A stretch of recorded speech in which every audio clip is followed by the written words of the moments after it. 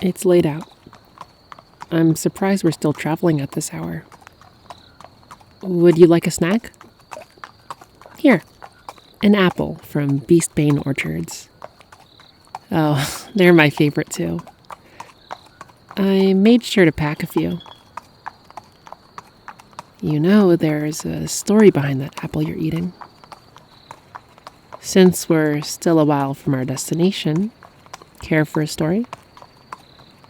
A long, long time ago, before your family came into power in the kingdom, there lived a carpenter and an apothecary.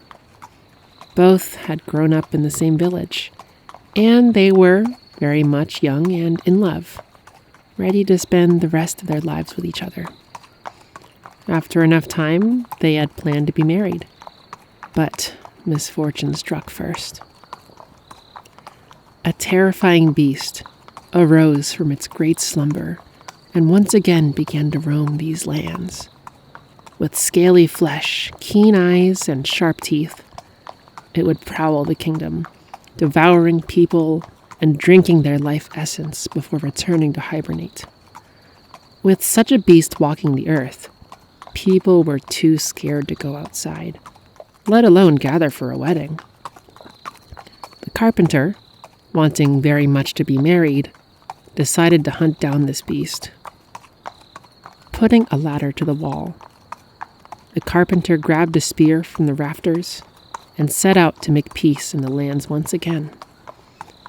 After sharing a kiss and a long embrace, the couple said goodbye, and the carpenter was off. On this journey, the carpenter eventually joined forces with a bard, looking for his latest story, and a dishonored warrior, hoping to claim the bounty on this beast's head. They traveled for many weeks following the trail of the beast. With every day that passed, our two lovers would long for one another, praying for a safe reunion.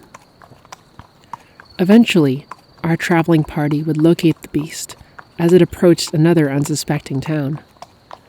They engaged in a hard battle, dodging fang and venom alike, but eventually, the carpenter struck a blow into the soft underbelly at the heart of the beast. There was a great cry, and the beast finally fell over, lifeless. However, the joy of victory was short-lived. A dark force began to crawl its way up the carpenter's spear. For what seemed like minutes, the carpenter couldn't move.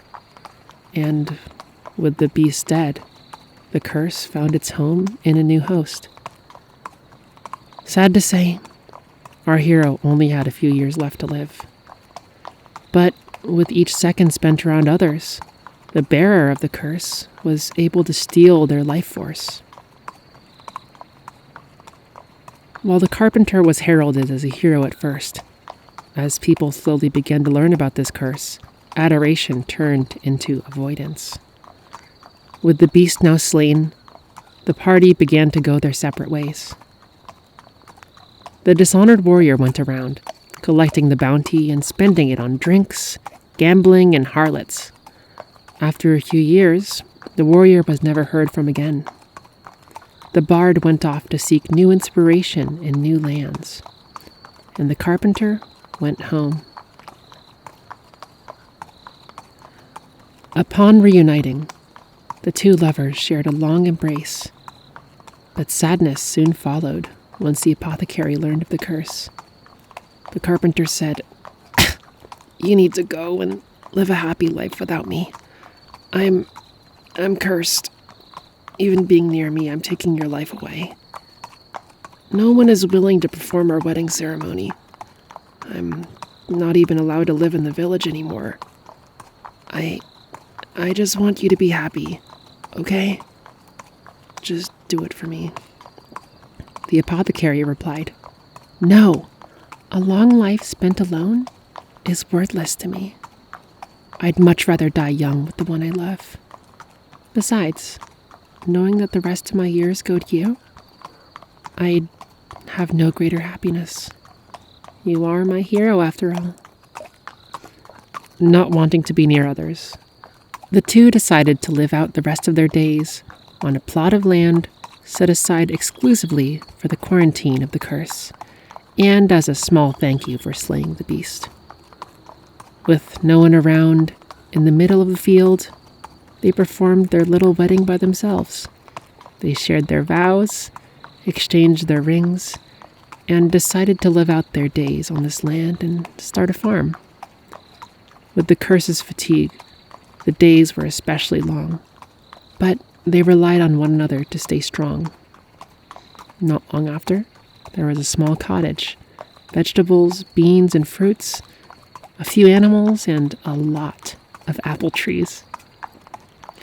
Every once in a while, they would be visited by an old friend who would share songs of the outside world and bring small gifts from afar. Into their old age, the two continued farming and planting trees, even though they would never live to see the shade of many of them. After 25 years, they soon felt their time would be over, and on a quiet night, both of them passed away in their sleep. For years, no one dared venture onto the farm, fearing the curse was still active. A half-century later, during the dawn of your family's kingdom, someone finally felt brave or foolish enough to venture onto the orchard. As it turns out, time had torn the old cottage down. The wood walls and roof had been taken back by nature, and the bones of the old couple lay together in a patch of flowers.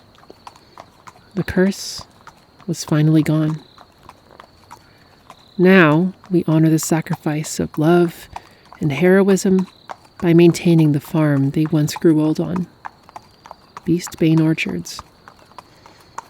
The finest apples in all of the kingdom, and the sight of a loving couple who decided love was worth far more than life.